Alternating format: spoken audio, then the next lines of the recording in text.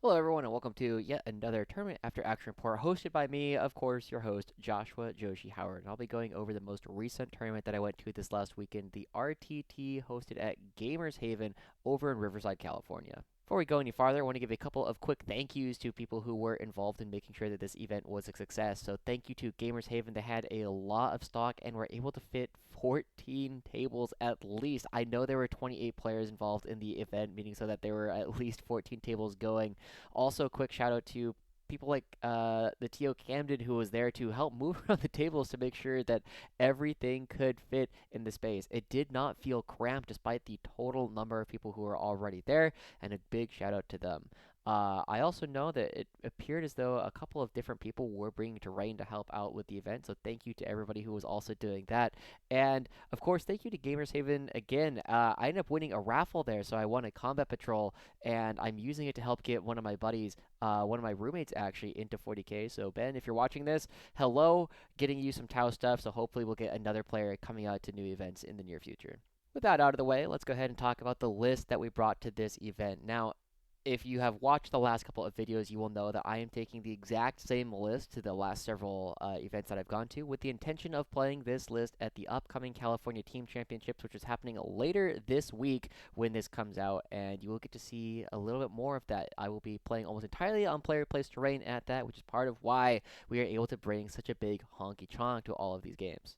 Now, for anybody who is watching this for the first time, if this is your first time watching the videos, thanks for coming in. Hello, my name is Joshi. I'm going to be going over the list pretty quickly here and not explaining quite as much as I have done in the past, just because it's been the same. And you will hear one more. After that, I promise we're going to start mixing up the list a little bit more because I won't be practicing for an upcoming event, at least not right away. And be doing a little bit more experimentation with the builds that I'm bringing. I got a couple new artillery pieces. You can see one of them or a couple of them are behind me right here, so a little bit of a spoiler there. And since we are going to be switching over to a lot of Games Workshop terrain events, it's going to drastically affect what I will be bringing. But for now, this is the list that I took to Gamers Haven RTT. So to start off with, for the characters, we did take Gaunt's Ghost, one of the best secondary scoring units in the game. Lord Solar Leontis for a bunch of CP and extra orders. Colonel Ironhand Straken for lethal hits, anti-monster, and the ability to just make sure that Catachan can be more effective than they normally would be. For other characters, we did take a platoon command squad with a mortar, a medipack, and a master fox in order to give Lord Solar greater range on his orders, a regimental enginseer for the 4-up invul that you give to a vehicle, and a Callidus assassin.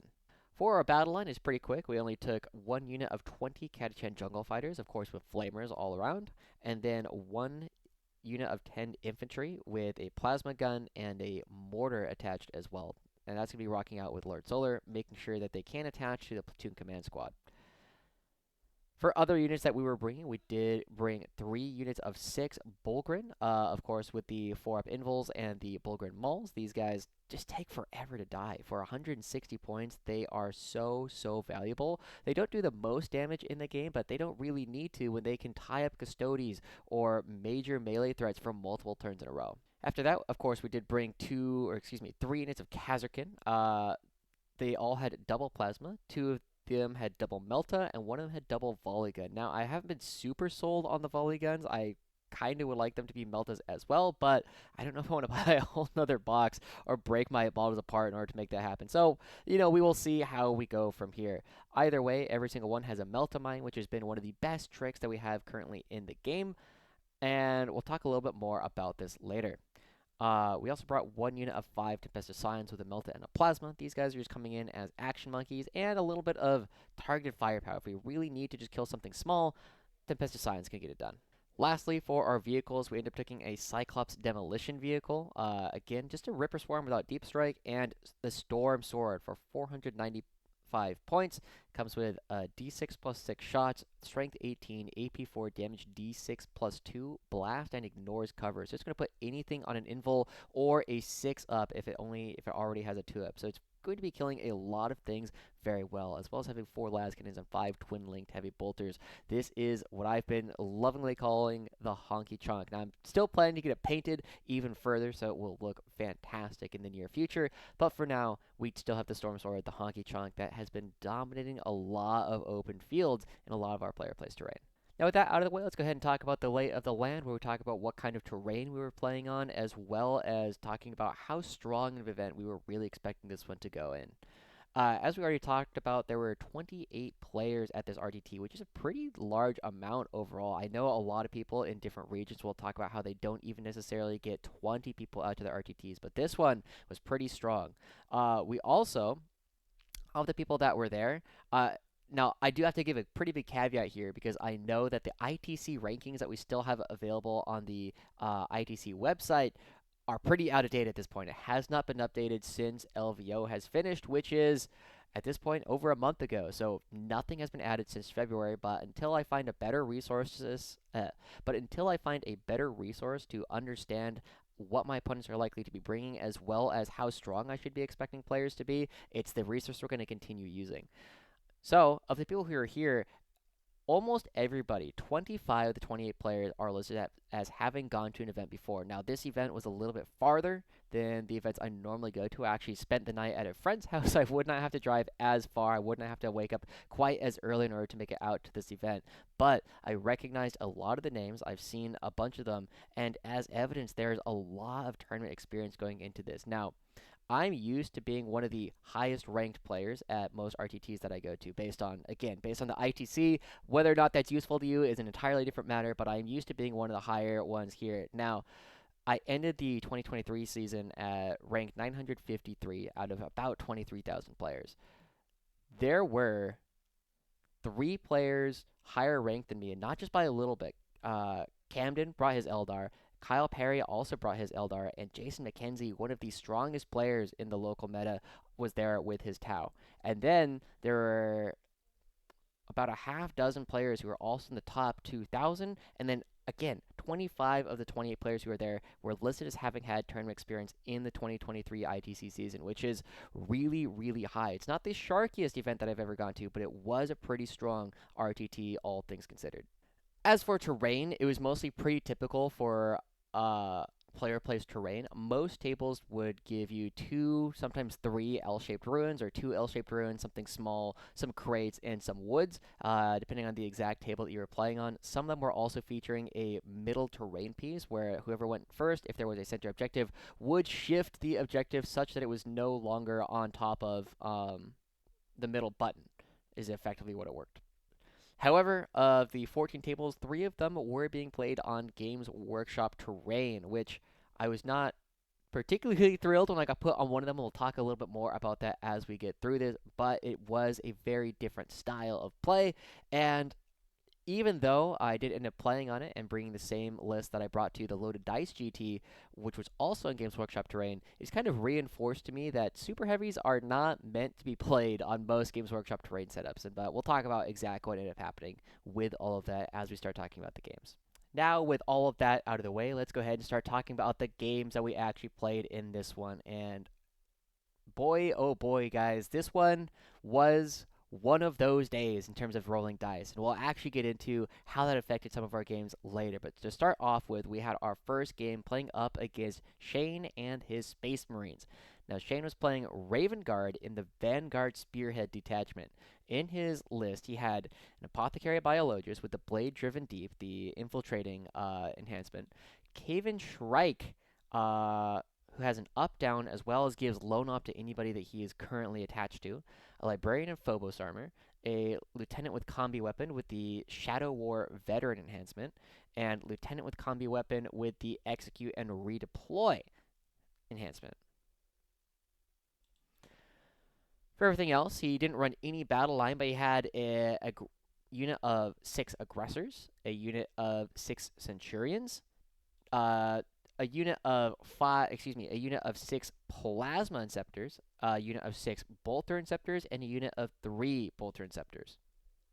After that, he also had an Infiltrator squad, 3 Scout squads, and I don't know why I inflicted it that way, because that was his entire list. Overall, I have had mixed success against the Vanguard detachment because the fact that it has access to up-downs or can put things in strategic reserve is always very nice for Vanguard because you have a lot of utility and ability to move yourself around the map. However, one of the things that has been really nice for me playing this new Star-Spangled version of the Astra Militarum is Vanguard Detachment really struggles with killing things in my army that I don't just get to bring back on the next turn. And basically, everything in my army that has a 4-up invul, I cannot bring back. But it's toughness 6 or toughness 13 for the most part, and it's really tough for those to die. And then things that don't have an invul, if you only kill one of them in a phase and I have the CP for it, I'm just going to bring it back. So it's not uncommon at all when I play these kinds of games that I will effectively have a 2,500 point list because Kasrkin are going to be coming back almost every single time. I can bring back 110 points of Catachan as well.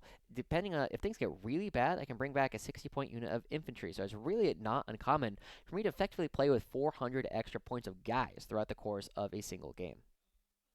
With all this in mind, knowing that Shane had nothing in his army that could ever really do damage to the Stormsword, as well as struggle to kill Bullgryn, meant that I could deploy pretty aggressively in this game. And with the number of scout moves that I had, as well as the very large rune in the middle of the board, which was obscuring, but with first floor windows that were open, it meant that I could pretty comfortably take control of the middle of the board with the Stormsword and Bullgryn kind of right off the bat. And knowing that we were playing Mission B, which is priority targets, hidden supplies, and search and destroy, it meant that I could pretty consistently keep my opponent to relatively few points on the primary and then just kind of play a game where I'm putting a lot of pressure on him to prevent him from scoring points at the end of the game.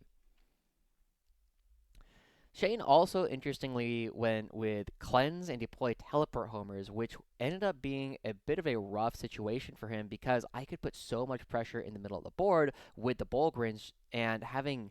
He had a fair number of units, but they were not always going to be able to deploy homers or do actions in such a way that they would not just get picked up on the next turn. And so this very quickly ended up becoming a game where I just had more resources than my opponent, and I was kind of able to win in that regard.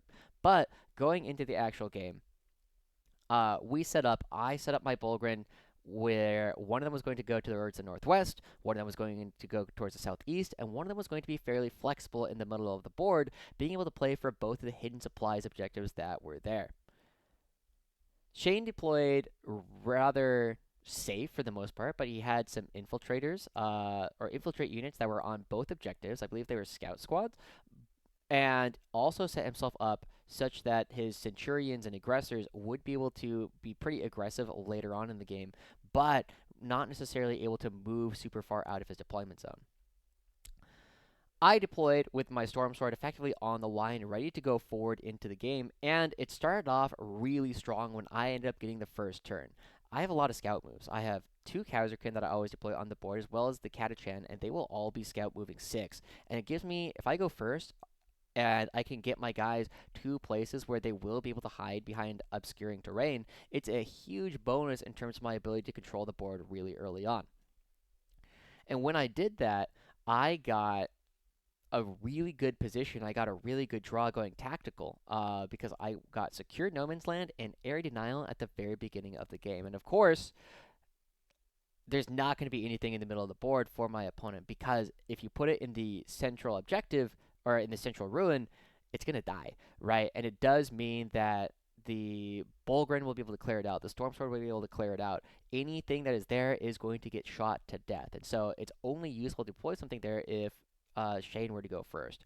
So I ended up getting a 10-point turn right off the bat by scoring 2 secondaries. And I also used my Bullgryn in the northwest to clear off the northwest objective. And I just rocketed some Bullgryn forward in the southeast in order to try and take him off of the southeast objective. They weren't able to get a charge because with, I believe it's called Calculated Feint, the one where you are able to make a reactive move after your opponent declares a charge, as well as just having, his guys pretty far back, it did mean that I didn't actually do a lot of damage other than clearing out some scouts on the northwest objective and getting my Catachan fairly far forward. And I believe on turn 1, between the scout move 6, the 9-inch move from move, and the charge, and because these two deployment zones are relatively close together, I was actually able to charge my Catachan from my deployment zone to his deployment zone pretty much on turn 1. And that means that 20 bodies got directly into, I believe it was the aggressors. I'll be honest, guys, I have a tough time telling aggressors and Centurions apart. But either way, they were able to get directly into his deployment zone and threaten to take him off of his home objective on the second turn. Shane's first turn was alright, but it was not the biggest thing in the world for him. Because I was not able to get him off the southeast objective with cleanse and deploy teleport homers, he was able to cleanse. However, one of the moves that he chose to make right away was at the end of my turn 1, he picks up Cave and Shrike and drops him down on the other side of the board behind a ruin in my deployment zone where he was able to deploy teleport homers for 4 points. However, the only real damage he ended up doing to me on turn 1, because he can't bring in his Inceptors, he can't bring in any of his massive reserve of reserves, he didn't really do any damage to me. I believe he ended up killing off all of the Catachan, including Colonel Straken, but I just brought him back. At this point, I still have 3 CP, and the Catachan are great. They're going to come back, and they're going to be able to use their Flamers on their next turn, which is a really big deal. So, he ends up getting a 6-point turn, but on my next turn, I get 10 points. And this is where things start getting a little hairy, because I know that with Cave and Shrike already in my deployment zone, I pull Assassination and behind enemy lines. Now, this is where things start getting a little bit interesting, because on my next turn, on my second turn, I'm scoring 10 on priority targets, and I really have to try to kill Cave on Shrike. And I remember that I shot at him with all of my Kasrkin, or one unit Kasrkin with Meltdown Plasma, and, credit to Shane for making me run my Kasrkin back towards my own deployment zone in order to kill him, but I do end up getting the 5 points. But the way that it ends up happening is really, really brutal. I have to take this unit and shoot everything at Kayvon. He's making so many of his saves back in my deployment zone. And then I'm like, okay, fine. Well, I have to charge him. I charge him, and I say at the beginning of the fight phase, I'm going to chuck a Meltamine at him. So on a 2+, I'm going to do D3 mortal wounds. And I roll a 1. I don't do any mortal wounds to him at all. And that suddenly means that I have to rely on my Kasrkin in melee being able to take him down with their power sword and just their everything else. I also think I kill one of my own guys with a plasma gun. Maybe I kill 2 of them. Maybe I kill 2 plasma gunners. Yeah, I think I killed 2 plasma guns on on their first round of shooting. But either way, we are able to take them down, and behind enemy lines becomes really interesting because the Bullgryn that I had in the middle, at this point, I decide they need to run up the board. They need to run directly towards his deployment zone. They'll try and make some long bomb charges, but one of the interesting things that Calculated Feint does is if you move such that your opponent still has a 12-inch charge, there's a lot of ways to prevent charges. So basically, okay, so if I am charging 1 unit, Shane can spend 1 CP to Calculated Feint and move them D6 inches away. And if they're scouts, automatically 6. Now, he can move directly away, and that could just mean that I have a longer charge to make. However, he can also say, if I declare a multi-charge such that you can't just do it on 1, he can move such that in order to make both charges, with both units still eligible charges, he can put them at 12, so I would have to roll boxcars. So it becomes a really tough position for me with my Bullgryn. If I'm only trying to make 1 charge in a turn, I'm probably not going to be able to do it, but it still costs Shane CP almost every single time. And so that's what ends up happening with my Bullgryn as they push across to try and get behind enemy lines. I end up not getting it because he's screened out his backline with infiltrators. I can't drop anything in Deep Strike or bring in a Cyclops or do any Tempestus Signs in order to make that work.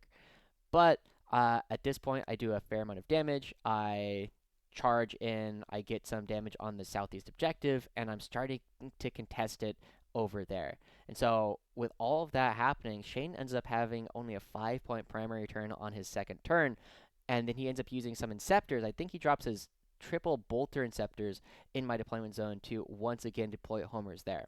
But that's about the last time that Shane really scores secondaries in this game, because on his second turn, he does not control any objectives in no man's land at the end of it. He has to use his activations to shoot and to melee me off of the southeast objective in order to try and secure it at all, because otherwise he's just going to be losing way too many points. And I've already brought on Kasrkin. I've already brought on the new wave of Catachan. I'm bringing Scions, and they're all really mobbing the southeast objective in order to try and take that. Because my biggest goal here is I just need to keep him boxed into his own deployment zone so that he's not able to score anything on the last turn of the game. With that done, he does get the one deploy teleport homers off, but at this point, Shane has brought in most of his units, and he's brought Inceptors into his own backfield in order to try and deal with the Bullgryn that are now in his side of the board. He's brought on Centurions or Aggressors, whichever one I didn't charge in the first place, are now coming on his side of the board again to try and hold me back, and it's already rapidly becoming a situation where Shane is running out of things on that he can get on my side of the board that he can use to contest these no man's land objectives. And my third turn, I again scored 10 points on primary. I draw Defense Stronghold and Storm Hostile objective. And funnily enough, I wonder if wait, hold on. I wonder if I was actually supposed to have completed that Storm Hostile. No, I didn't. Because at the beginning of turn 3, the only objective that Shane was controlling was the one in his home objective. The one in his deployment zone. So I wasn't able to get Storm Hostile at all. And I was like, that's fine. I'm already going to be winning this game. It's only going to be a matter of how much. But at this point, again, I'm able to take my Catachan. They're going to be charging up. My Bullgryn do finally get into some infiltrators or scouts or whichever one have the 12-inch bubble in the back. And we're creating a lot of problems for Shan on his side of the board. He's having to commit a lot of firepower, and now I can start bringing my Stormsword around to start dealing with his units. I think it kills a unit of Inceptors outright by its just like one round of shooting. They're all just gone. And these are not normally particularly easy units to remove because they're toughness 6. Most of my other firepower is wounding on 6s with my lasguns. I really only have special weapons and the Stormsword who can remove it, and it does so cleanly. However, it ends up being a fairly quiet turn. The funniest thing that happens here is with all the Bullgryn, I think there's 3 that are on his home objective at this point, and he shoots most of them off on his turn 3, but there is one of them that is there that does live melee. And because they're 4-up invulns, I basically always make people roll their attacks into the Bullgryn because they're damage -1, 4-up invuln, and 6-up feel no pain. I can spike 4-ups. It doesn't matter how many shots you're shooting at me. There is a chance that they're going to live. And it is always a position where I always ask for the rolls. He rolls it out, and he leaves one Bullgryn alive. I think I end up leaving it in melee later on, just saying, hey, yeah, if it is still alive later, maybe I can do something with it. But yeah, let's roll it out. And I end up having a 1 Bullgryn. But from this position, the game is mostly over. He does have something really funny where his Apothecary Biologus, he was telling me that because it killed something, maybe it killed the Catachan, maybe it was Scions, he killed something with it in melee, which did mean that it became OC9, which is an incredibly funny and oddly specific number, but it ended up becoming a spot where, for whatever reason, he ends up controlling the southeast objective on his third turn, and it's the only thing he's able to cleanse. He's not able to deploy homers anywhere because anything that comes out is just going to die. If he does it in the middle of the board, I'm going to shoot it. He doesn't have anything left that he can put into my deployment zone because I've done a decent enough job screening everything out. And I believe around this point is where we start saying, yeah, we can pretty much talk this one out. He doesn't have anything that can get onto my side of the board. He's not going to be able to control a lot of objectives. And on my turn 4, I scored 10 on priority targets and 3 on engage and 5 on extend. And Shane only scores 5 on priority targets. I've taken him off every single no man's land objective. The only one he's holding is his home objective, and he can't cleanse or deploy teleport homers anywhere. And that basically continues for the rest of the game. He's never able to take a no man's land objective again. He only scores teleport homers one more time at the end of the game because I can't shoot him at the bottom of turn 5. He's able to deploy homers in the middle, but I actually hold him to a 10-point primary turn 5 because the only objective he holds is his home objective, and it's also the only one he holds at the end of the game. So this one, Really enjoyed playing Shane. A really funny guy. I know he's a big part of the Riverside Warhammer community, and hopefully we get to play him again. I really enjoyed that. I think I remember we made a lot of jokes relatively early in the game where we both kind of made jokes that went over the other person's head a little bit. And it's like, oh, it's okay. It's the first game of the day. We're all still waking up. And I think it really set a good tone. Um, I definitely remember a couple of times where it's just like, I asked, like, hey, do you want me to shoot my entire tank? Because the entire tank is about to shoot these Inceptors. And he's like, oh, yeah, please do. I just want to see it. Right? I want to see how dead these Inceptors really are. And it's like, all right, I got it. And I started rolling some dice. But, it was a good time overall. But it was not a particularly close game. And I think it did show me that it doesn't necessarily matter. I don't think that his list was ever going to have a particularly easy time into my list just because he can't kill Bullgryn, he can't kill the Stormsword, and it meant that I had too many guys just hanging out across the map for him to deal with. Anyway, the end of this one, I end up winning my first game of the day, 96 points to 55. And you can see the 18 to 2 right above there. Because I'm going to a teams tournament, I was mentally preparing myself that all of these games were based on the WTC scoring, even though that's not what the actual tournament used, which would have been an 18-2 victory, a massive differential. And that's mostly because it was a 41-point differential instead of a 40-point differential, which would have been a 17-3 victory. But regardless, really liked playing Shane. I know he knows that I have a YouTube channel, so Shane, thanks for the game, and we'll make sure to play again soon. All right. After that, we go into our next game of the day, and this time I'm playing against one of the other members of, they call themselves the SEAL Team Ripperswarms. They're going to be going into the CTC, and I know Shane and Camden, my next opponent, ended up playing as semi-mercenaries. I think one of the other Riverside Ripperswarms players was basically asking for people to fill in for their team, and this was Camden and his Eldar coming through for this one.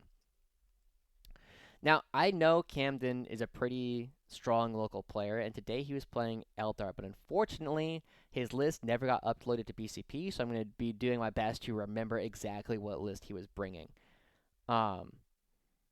But Camden was a player. He played a lot of Votann in 9th edition, I believe early 10th edition, and he actually really helped one of my friends understand some of the cool things you could do with Votann in the previous edition. So big shout outs to Camden, one of the organizers for this event, as well as just an all-around cool guy. This was one of the games where the dice just did not cooperate. And I was still able to give a really close game to Camden. But let's go over his list as best as I can remember it real quick. So Camden, in his Eldar list, he was playing an Autarch, Wayleaper with the stand back up enhancement. He was playing Fuegan. He had a Death Jester. He had a Farseer on a bike.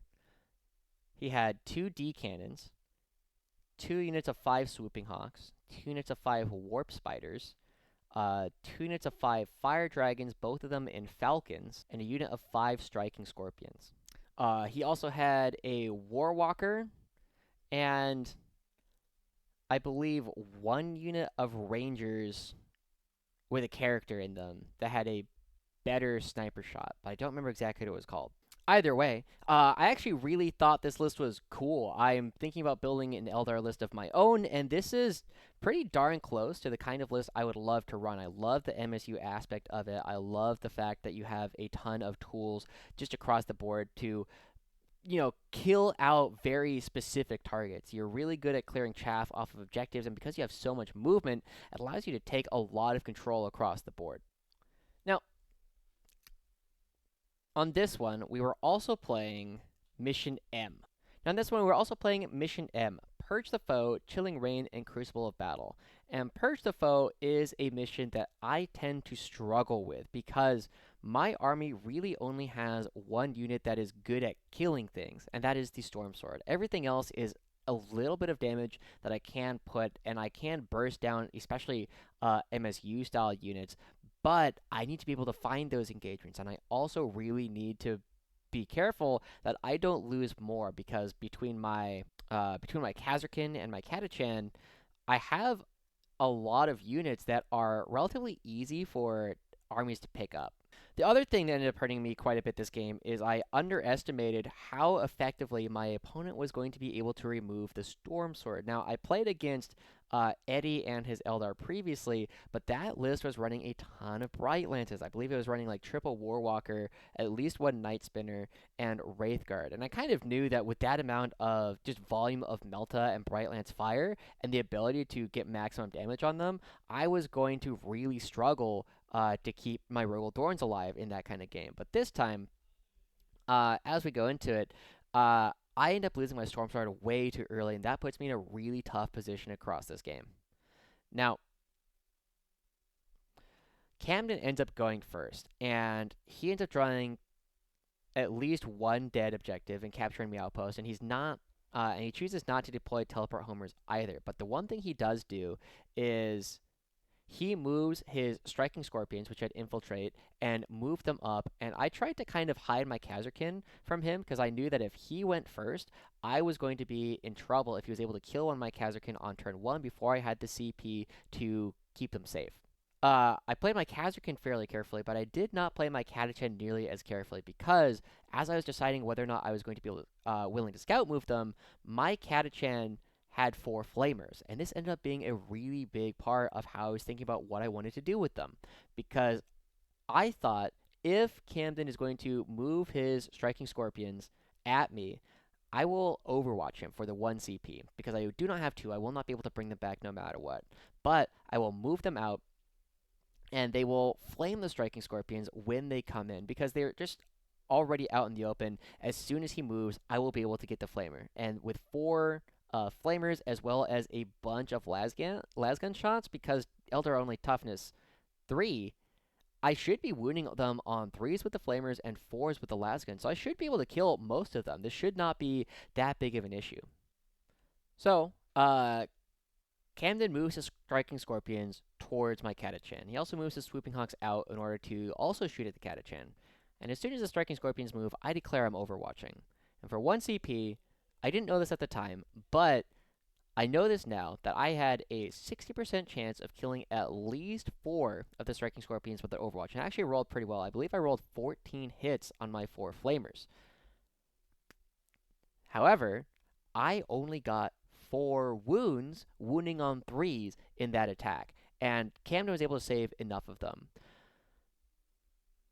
Also, my lasguns hitting on 6s, I expected them to do like 1 or 2 damage coming through on that one. But realistically, most of my damage was going to be coming out from my flamers.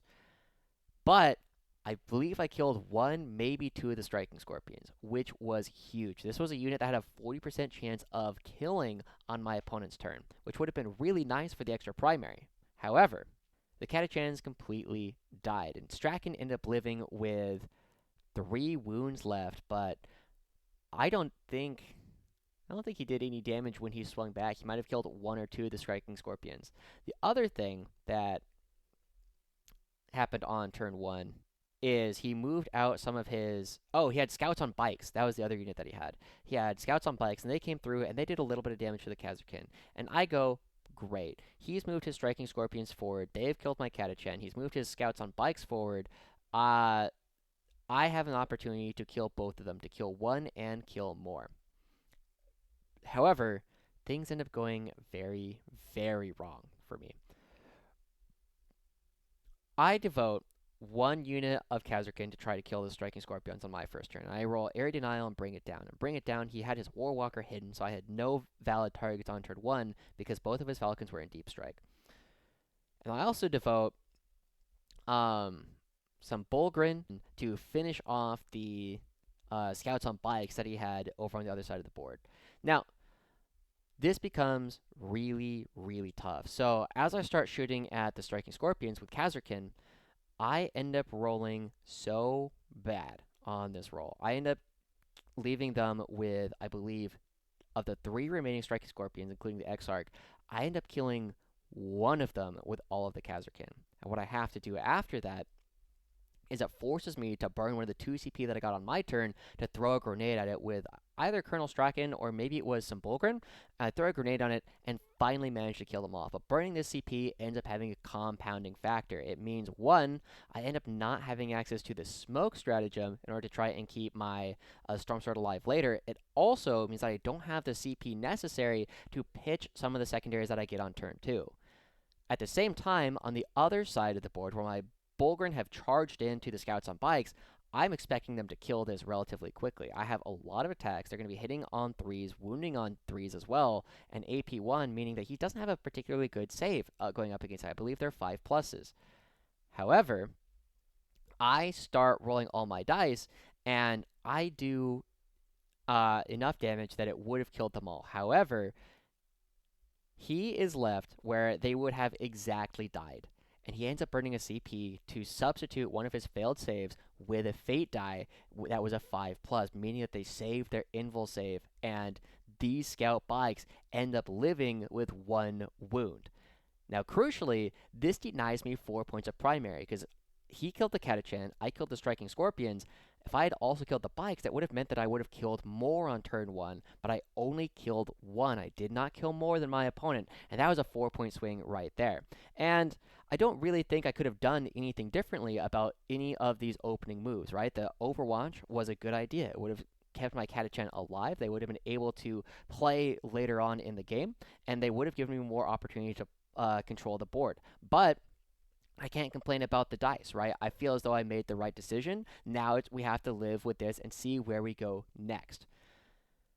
The other thing is I could not have rolled better, or I could not have done anything different about my dice rolls going into Camden. Again, I rolled a little bit low over there, but it still was a spot where, you know, with his CP reroll and the ability to guarantee that they pass one of their saves, that was 4 points that I could have guaranteed if I had shot them with a Stormsword, but it's a spot where he made just enough saves that he was able to use that CP to make it worth it. And so it ends up being a spot where I don't necessarily feel bad about either of these decisions. It just ended up being a spot where the dice ended up putting me in a poor position. Now, when all this said, the one other decision that I made on turn 1 was I was talking out loud to Cameron at this point, and I said, I think this Stormsword, if it sits here and does nothing the entire game, I'm probably going to lose. And he, it's hard to say whether or not he agreed at this point, but he said, that is 500 points. It needs to do something this game, right?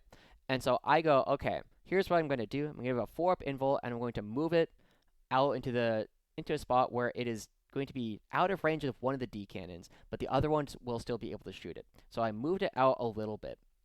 And this ended up being a massive, massive spot where I can definitely have changed the game. Now, looking back already, I could have used that Stormsword to guarantee that the scouts on bikes died and scored myself 4 points there. However, on Camden's second turn, he ends up controlling one objective, but not more on Purge the Foe. And he draws behind enemy lines an overwhelming force. The biggest thing that happens on this turn is that with my Stormsword moving out with its 4-up invul, toughness 13, he shoots at it with a D cannon. And I don't remember how many shots. I think he rolled 2 shots on it. Both of them hit, and both of them wound. And crucially, I fail both of my 4-up invul saves. And I do not have the CP to use smoke. I do not have CP to reroll any of my saves because I need both of my CP in case some of my Kasrkin end up dying, in case I lose another unit that I will not be able to resurrect. And what it ends up meaning is that when I fail both of these saves, Camden rolls 2 dice, and I believe D cannon does D6 plus 2 damage, and he ends up rolling a 5 and a 6 on the dice for 11 plus 4 for 15 damage off of 2 shots from a single D cannon. And that is terrifying because I only have 9 wounds left at this point. I believe at this point, Camden had also dropped both Falcons with their Fire Dragons, and they had emerged from the Fire Dragons and come out.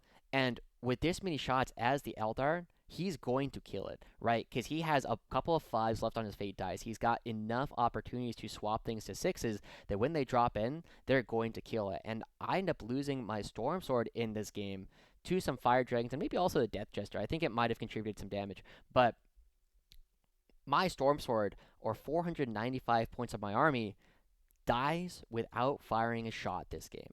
And that was devastating to the way I wanted to play. I lost 500 points of my army right off the bat, my opponent's turn 2.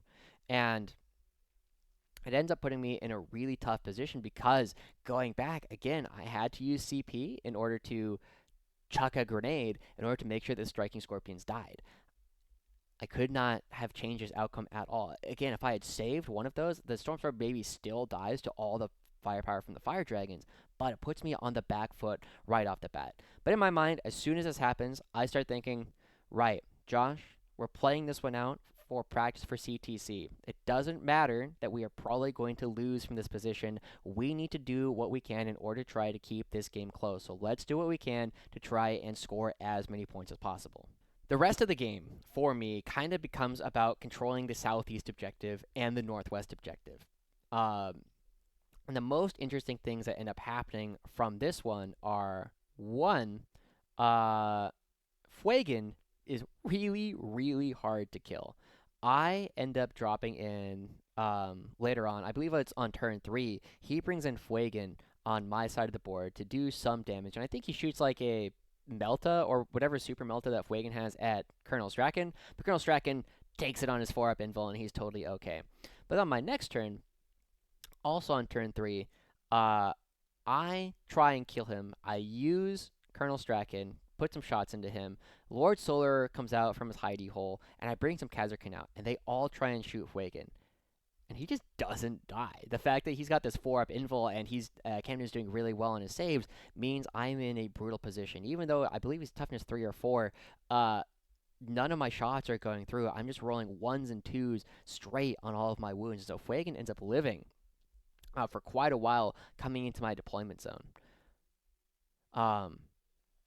Other than that, it becomes very difficult for everything that I drop on the southeastern part of the board to really get anything done. One of the things that Camden does really well throughout the course of this game, and everybody who's listening to this who wants to try and take down guard players, one of the things you want to do is you want to cripple every single one of our infantry units such that either A, you kill them all at once, or B, you just let them run around as one guy who's constantly taking a 7-up battle shock test, who is not going to be getting anything done. He's not going to do any damage, and the only way that I can get them killed is I can overcharge their plasmas to try and get them to die that way, or I can charge them into you where you are then required to swing back into me.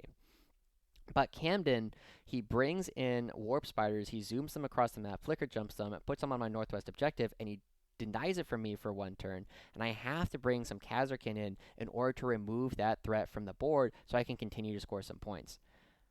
But, as Camden so eloquently put, those Kasrkin, that's the only thing they're going to be doing this game. It was the only place they could have gone in order to get those charges off, or not get those shots off, and he ends up effectively removing one of my units for 5 of his warp spiders. I think he effectively removes 2 of my units because they also flame down other Kasrkin and leave them with basically nothing after that.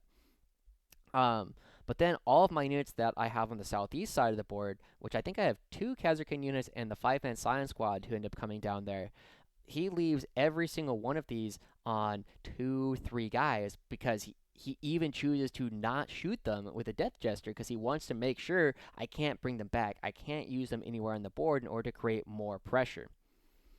But otherwise, we kind of go back and forth, scoring pretty equal on secondaries and also fairly close on primary. But the biggest thing that ends up happening in this game is, again, from the very beginning when Camden when I roll poorly that I have to throw some grenades and I lose a lot of CP, I would have loved to do it on smoke. I also would have loved to use it on changing out one of my secondaries on turn 2, because on turn 1, I got a dead secondary with Bring It Down. On turn 2, I got Capture Enemy Outpost and Overwhelming Force, which both happen to be dead secondaries in this game. And it's just like a quick math moment for everyone.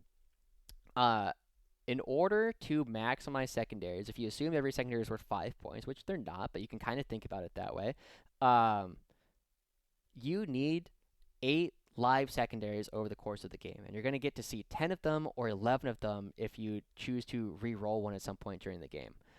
I had a dead one on turn 1, and then I had 2 dead ones on turn 2, but I needed all of my CP at that point in order to make sure I still had resources going into the rest of the game. So I chose not to spend any CP there to re-roll them. And that could have ended up being my downfall because I ended up having 3 dead secondaries over the course of the game, whereas Camden only had 2. He ended up outscoring me by 1 in the secondary game, and ended up outscoring me by 4 in the primary game. Now, again, remember back to turn 1 where I was not able to get the kill more. Camden did a really good job of using the CP reroll to guarantee that his scouts on bikes lived. They wouldn't do him any good then. All they needed to do was deny me 4 points on turn 1. And so a lot of this then becomes like Camden is like flicker jumping warp spiders around, phantasming and moving away his scouts so that they always have a reactive move, and then taking his swooping hawks and putting them where he needs to on the board. And he's able to get, what is it? No prisoners for 4, storm hostile objective, area denial, defend stronghold, bring it down for only 3 because he does choose to kill the Cyclops, I believe, on turn 5, and secure no man's land for 5. For me, for the rest of the game, I end up getting cleanse for 5, engage for 3, tempting target for 5. How did I get tempting target? I don't remember exactly what happened for that one, but I get extend battle lines for 5, assassination for 5 because I finally kill Fuegan with the firepower of all the Kasrkin and Lord Solar again, and I get no prisoners for 4 at the very end, where we basically said, I think Camden said, yeah, even if you do all of this, I'll give it to you. You still lose by 5, and I was like, yeah, I'm happy with that. But overall, I feel like this is a game where I made 2 crucial decisions that are yeah, I guess I just made one really crucial decision that ended up losing me the game over the course of 5 turns. And that was I took my Stormsword from being safe in my deployment zone and not shooting the bikes because I wanted to be more active on a future turn when I could have waited for it and shot anything that Camden put on my side of the board whenever it came out. But that one decision of not killing the bikes and then allowing it to die for free on Camden's second turn pretty much cost me the game. But as we already said, I ended up losing this game by 5. It ends up being a score of 86 to 91 to Camden. And honestly, I do need to spend a lot more time because this one is a little bit of a blur. I definitely went over this one a little bit faster than the previous game. I don't remember everything about this one quite as well. But it is one that I do want to go over a little bit further. And the 2 lessons that I really need to pick up on are 1, if something needs to die, make sure that it dies. 2, you can't blame dice at all, right? Like, even though my dice were not cooperative and it cost me a lot in turns 1 and 2, you still have to be able to react to that. And I feel as though I did a fairly good job after that. And 3, it's okay to play your pieces a little bit slower than you normally would because you need to make sure that you understand your opponent's damage. I still did not have a great understanding of how much damage my opponents could do, and this is the second time I have underestimated how much anti-tank firepower the Eldar truly bring. And losing a Stormsword in one phase was not something I was expecting. I thought even when he shot the Stormsword, it was probably going to live on a couple of wounds, which is really big because even if it's shooting and hitting on 5s, that's so many guns. I'm going to do damage with it into all the squishy things that my opponent has. So ultimately, I should have played this game a little bit slower. I probably could have won it. And I'm really looking forward to the next time I get to play against Cam because he's a strong player. I learned a lot from this game, and I can't wait to play him again. So with that out of the way, I've already played 2 members of the SEAL team Ripperswarms going to the California Team Championships. And I end up playing against another member of the Riverside Ripperswarms, which is a fairly large club that is operating out of the Riverside, California area. They play a lot at GMI Games and Gamers Haven, so if you are a local, make sure to check out one of their events. Lots of cool guys, really good atmosphere going on over there. But the last member of their team that I'm playing against is Chris and his Tyranids. Now, Chris is playing a different take on the Tyranids invasion fleet than the one I normally see. He named it Standard Mash, but his But his list was a Hive Tyrant with Adaptive Biology enhancement, a Neurotyrant with the Alien Cunning enhancement, one Biovore, three Exocrines, three Haruspecs, one Maliceptor, a Mawok, one unit of 11 Neurogaunts, two Neurolictors, a Pyrovore, a Ripperswarm, and a Trigon. Now, the Mawok on the Trigon are the pieces that I have not seen before. I've seen basically all of these other things in the past. Haruspecs do a lot of, big, beefy melee damage. Exocrines do some decent shooting, but still are going to struggle to kill anything really tanky. And then the Hive Tyrant and the Neuro Tyrant are also just really good pieces for the free CP, as well as the -1 across the entire, the entire Shadow of the Warp. But the Mawok and the Trigon coming through with their Deep Strike is a really interesting set of tech pieces that my opponent did choose to bring. Now, Chris and I played this last game on Mission G, which is Sights of Power, Chilling Rain, and Hammer and Anvil. Now, Sights of Power is not the easiest mission in the world for me to play with this particular list because I don't have a lot of characters. It's going to be difficult for me to get more than 9 points of primary, sometimes difficult to get more than 6 points of primary per turn. And so it ends up being a game where I need to do a lot of primary denial as well as make sure I'm scoring good secondaries.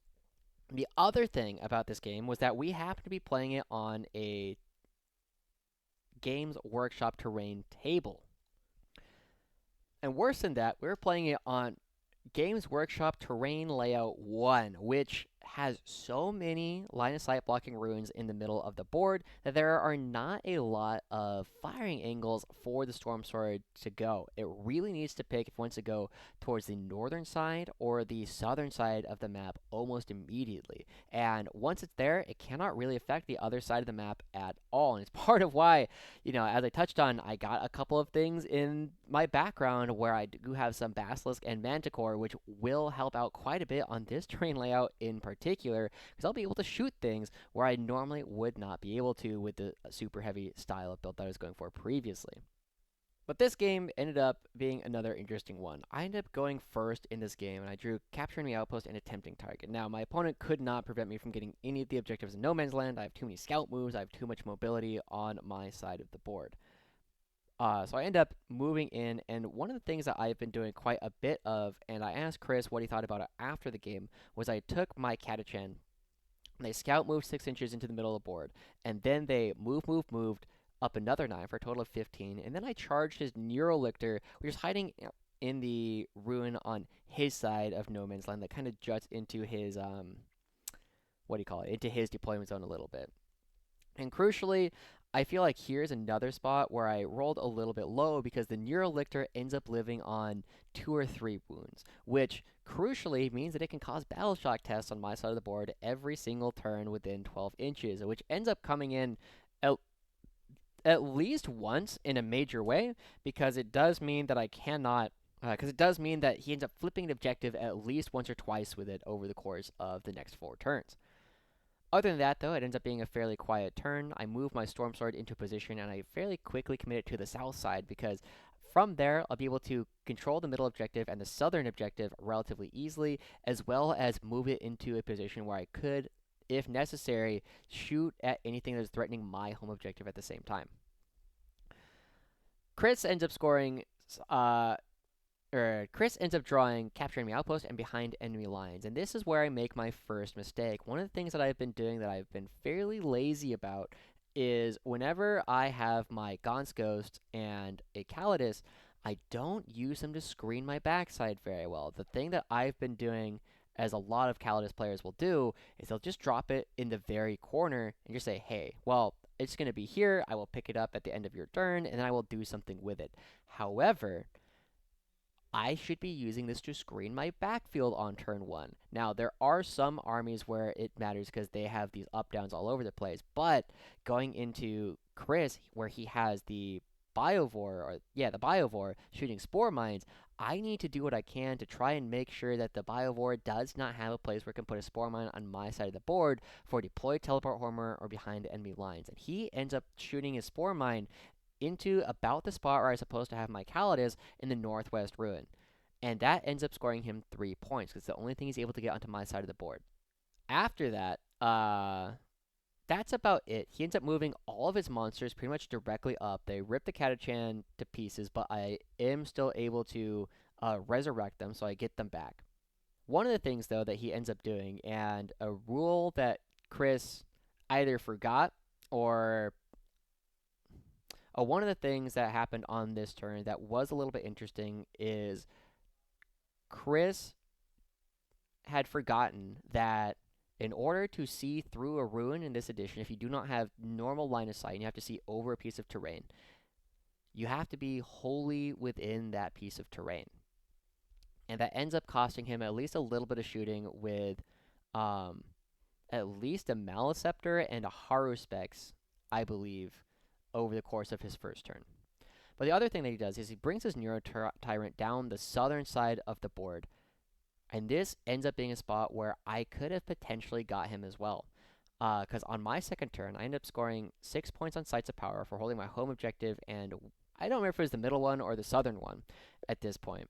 But I bring some Kasrkin in on the southern side of the board, and they're able to fully unload into the Neuro-Tyrant, which is, fairly tanky. It has got a 4-up invul, and he can put a Feel No Pain on it as well, and they try and take it down for the 5 points on Assassination. Fortunately, I end up leaving it on just 3 wounds, and then after that, the Stormsword also goes in to try and pick up a bug, and it picks up, I believe it was a Haruspex on the southern side of the board, and tries to splash some mortals into the Neuro-Tyrant as well. And I still rolled a 5-up, but I only ended up rolling, I believe it was a 1 on the mortal wounds, and so we still get to see that the Neuro-Tyrant does live, and I failed to score Assassination on this turn. However, on Area Denial, I am still able to use all of my Bullgryn, because at this point I have 2 units of Bullgryn fighting over the center objective, and 1 unit of Bullgryn kind of delaying on the northern objective as well.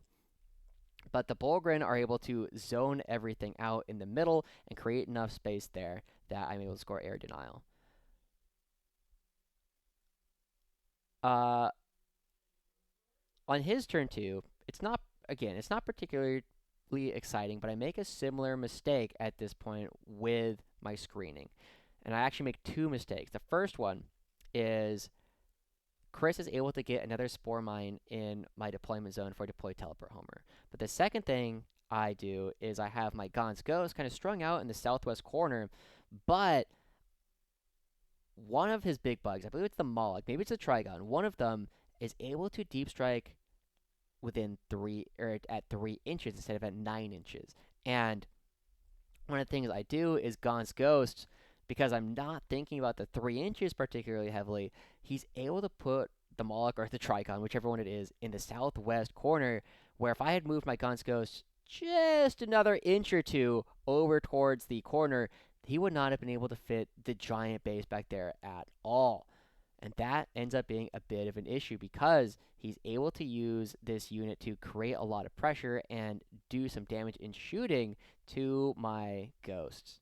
At this point, the Stormsword is able to basically shoot anything it wants to, and after that, we do have the Stormsword on turn 3, where I draw Engage on All Friends and deploy Teleport Homer. We end up dropping a Cyclops in his backfield, but we also take the Stormsword, and it's able to pick up 2 bugs this turn. It picks up the big bug that had just deep striked on my opponent's turn. Oh no, he used Rapid Ingress on it. That's what it was. On my turn 2, he Rapid Ingresses in the Moloch or Trigon, whichever one it was, right next to Gaunt's Ghost. And I try to shoot it a little bit with Gaunt's Ghost, but the Stormsword moves around on turn 3, because on his turn 2, the big bug comes in and it munches Gaunt's Ghost alive, because he was not able to sneak it by. The base was too big, so he could not get it into melee range with Lord Solar's unit. The Stormsword does move around after this point, kills that big bug, and does a lot of damage. I believe kills another bug that was hanging out on the southern objective again.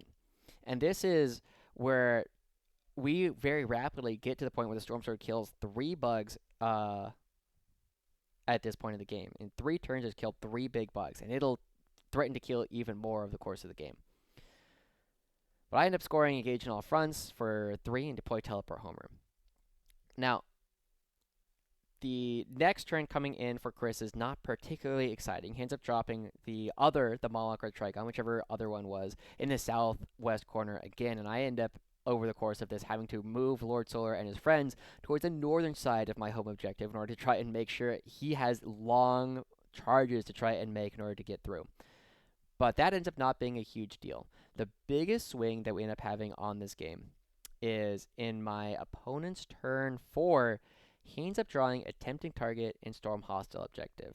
And the middle objective is very heavily contested. I have a lot of Bullgryn. I think I still have 9 Bullgryn on the middle objective at this point. And I end up making the southern objective his tempting target. And the only thing that he has over here is a Pyrovore and an Kasrkin that can shoot from his home objective to see some Kasrkin that are on the southern side of the southern objective. And at this point, I had, what was it? It was probably like 3 Kasrkin on the southern objective, as well as 2 Scions, which had dropped earlier in order to do some damage to the Hive Tyrant, which was in the middle of the board. And this is another really crucial moment, because he has tempting target and Storm Hostile objective. He ends up taking his Kasrkin, and he shoots off all the Kasrkin from the objective. However, the Pyrovore moves 6 inches and then makes a charge into my guys. And I believe it was like a 6-inch charge. It wasn't anything particularly exciting. However, a Pyrovore has 2 attacks. They are hitting on 4s, strength 5, no AP, damage 1. I have 2 Scions left. And even with sustained hits, Chris is going to get 2 hits 41% of the time. He is going to get 2 wounds 23% of the time. And I'm going to fail 2 saves only 7% of the time. So overall, this massive charge, as Pyrovore jumps in, he rolls, he hits twice. He rolls to wound, wounds twice. I have 2 4-up saves to make. That means 75% of the time, at least one of my Scions will live on this objective, denying both tempting target and Storm Hostile objective, because we will be tied on the objective going into that turn. And I roll Snake Eyes, and both Scions die, for what ends up being a 13-point swing on the dice on this one. And that is a position where that is massive. That is a huge swing on where Chris ends up winning a 7 or 8% likelihood for any of that to happen. That's not even including the charge.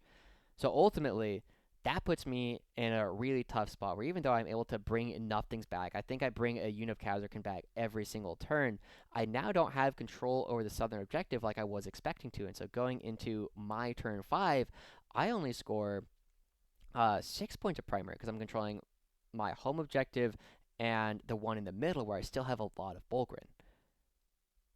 And at the end of it, at the end of my turn 5, I have scored 24 on primary and 36 on secondary, plus, of course, the 10 battle ready points, for a total of 70 points. My opponent, at the beginning of his turn 5, is sitting on 21 primary and 28 secondary, for a total of 59 points when you include his 10 battle ready points. He draws Bring It Down and Extend Battle Lines. Now, Extend Battle Lines is very easy to do. He's in sole control of his home objective and the northern objective on this game as well, so he's going to get the 5 points for there. He's also going to get 6 points for Sites of Power, because he's controlling the northern objective and his home objective at the end of the game. However, Bring It Down, it's not really possible. He does not have the tools to try and take down the Stormsword. Additionally, he has the CP, so he ends up pitching Bring It Down and draws Area Denial. Now, at this point, at the bottom of 5, I have 5 Bullgryn, a unit of 5 Bullgryn who are all within 5 inches of the center of the board. And in order for him to put a Spore Mine, I believe it needs to be 9 inches away from my guys, meaning that he could not put anything in the Area Denial zone in order to try and make that play happen. However, he does declare there is a path for him to victory. He has a Maliceptor and he has an Kasrkin, and they can both shoot at the Bullgryn. And if they kill all 5 Bullgryn off the center point, he will be able to put a Spore Mine down into the middle of the board, winning him the game by 5 points, where he would score 75 to my 70. So he shoots. He takes the Kasrkin, he shoots, it kills a Bullgryn. I have 4 left. He then goes to shoot the Maleceptor. It shoots at the Bullgryn, and it also only kills 1 Bullgryn, leaving me with 3 in the middle of the board, wholly within 6 and within 3 inches of the center. So he cannot get anything into the middle of the board in order to get the area denial off. And we end up tying this game 70 points to 70 because he scores extend battle lines and 6 points on sites of power. And honestly, I mean, I can tell whenever you're playing your 3rd game of the day at a Warhammer tournament, you are tired at that point. It is a tough day, especially if you're already at our position where we're 1-1. That means we've already lost a game at this point. The fact that we end the game with a draw, I actually was kind of relieved in a way, right? Like, my opponent could have drawn a better secondary. He had 3 chances, or I guess 2 other chances at drawing a secondary that he could score. He drew Capture Enemy Outpost on turn 1. And I was kind of relieved that we ended up getting a draw, and we ended up talking a fair amount after it. And the thing that I really realized that I learned over the course of this game was I need to be less lazy about my screening. I need to make sure I'm screening out, especially, if it's a 3-inch deep strike and it's Inceptors, like that's pretty easy for them to kind of string out and find some windows to drop guys in. But the Moloch or Trigon or whatever it was that needs a big base in order to come down into the deployment zone or somewhere really relevant, I can keep that in mind. I can screen that out in a very useful way, and I was not able to do that. I also was not able to screen out the Spore Mine, so he was able to get both deploy teleport homer and behind enemy lines on turns 1 and 2. That is 8 points that I could have at least tried to deny my opponent going into this game. And if I had managed to do both of those successfully, I mean, that's an 8-point swing right there, even with the 13-point swing that we had for the Pyrovore killing 2 Scions in melee. Ultimately, it's a spot where I could still find ways to win, and that's the thing I need to do in order to try and find more wins across all of my games. And it's something that I will really be thinking about going into the California Team Championships coming up. But with that, those are some of the big learnings I had across this game, across these series of games here at the Gamers Haven RTT. So just a quick recap, I ended up winning my first game against Shane and his Vanguard Space Marines, 96-55. I lost to Camden and his Eldar, 86-91 in Game 2, and I drew against Chris and his Tyranids, 70 points to 70. And a fun fact, in my lifetime record against Tyranids in tournament play, I am 1 win, 1 loss, and 2 draws across everything at this point, which is very funny because they are the only faction that I have any draws against at all in tournament play over the last 2 editions. But with that, I end up going 15 out of 28 because I think Chris had a better opponent game win percentage or strength of schedule. He had some tiebreaker over me. I ended up getting 15th out of 28 this one, which is one of my lower performances I've had in a little while, but still had a ton of fun. Got to play some strong players and got to see some people that I know will be seeing at CTC this next weekend. So with that, let's go ahead and talk about what we have planned coming up. Like I've been mentioning quite a bit, I'm going to the California Team Championships, a nearly 200 player tournament taking place in Garden Grove, California, in Orange County.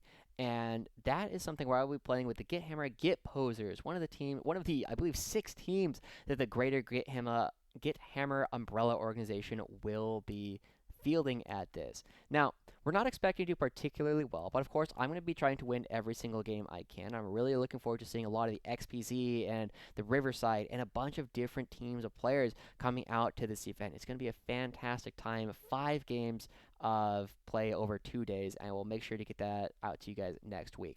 However, after that, I don't have anything on the calendar until March 23rd, where I will be going to the Loaded Dice Games RTT, and March 24th, where I will go to the Get Hammer Mork Madness RTT on opposite sides of LA. Ultimately, both these will depend on what my work schedule will be looking like for that weekend, but hopefully I'll be able to go to at least one of them and continue to throw up these tournament after action reports. I guess the biggest thing for now is I do kind of want to ask a question for you guys. What changes do you generally think about when you're playing on player place terrain versus Games Workshop terrain? Because I'm going to have to make that change fairly soon, especially for I believe the loaded dice games RTT will be played on Games Workshop terrain. Now I've already got some artillery that I'm trying to bring. I've been looking at a lot of different lists, which kind of all look the same, coming out from some of the top guard players with tank commanders, manticores, and basilisks, and Kasrkin, and Bullgryn, and scout sentinels.